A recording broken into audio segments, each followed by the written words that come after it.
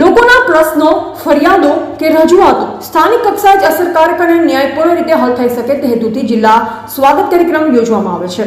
દાહોદ જિલ્લાનો માર્ચ માસનો સ્વાગત કાર્યક્રમ કલેક્ટર શ્રી યોગેશ નિર્ગુણેના અધ્યક્ષસ્થાને યોજવામાં આવ્યો હતો.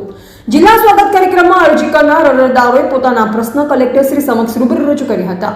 જિલ્લા સ્વાગત કાર્યક્રમમાં અરજદારો તરફથી કુલ 2 અરજીઓ કરવામાં આવી હતી, જેમાંથી એક અરજી કે જે એસટી બસના રૂટ માટે આવેલ હતી, જેનું નિરાકરણ લાવવામાં આવ્યું હતું. આ અરજી જાલોદ તાલુકાના સુથારવાસા ગામ માટે દાહોદથી ખોરવા ચાલતી તમામ એસટી બસોને સુથારવાસા મોજાળ સુધી લંબાવવા માટે કરવામાં આવી હતી. જે અરજીને ધ્યાને લઈ કલેક્ટરશ્રીએ સંબંધિત અધિકારીશ્રીને સૂચના આપી લોકોને પડતી મુશ્કેલીને ગંભીરતાથી લઈ આ પ્રશ્ન જલ્દી ઉકેલ આવે તે માટે એસટી બસોને સુથારવાસા મોજાળ સુધી લંબાવવા માટે સૂચના આપવામાં આવી હતી. આ સાથે અનેક અરજી જમીન માપણી બાબત હતી, જેને પણ કલેક્ટરે સંબંધિત અધિકારીશ્રીને વહેલામાં વહેલી તકે જમીન માપણી કરવાનું આયોજન કરવા જણાવ્યું.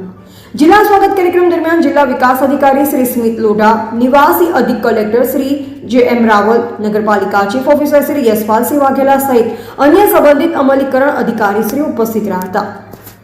એવા પ્રથમ ચૌહાણ, દાહોદ.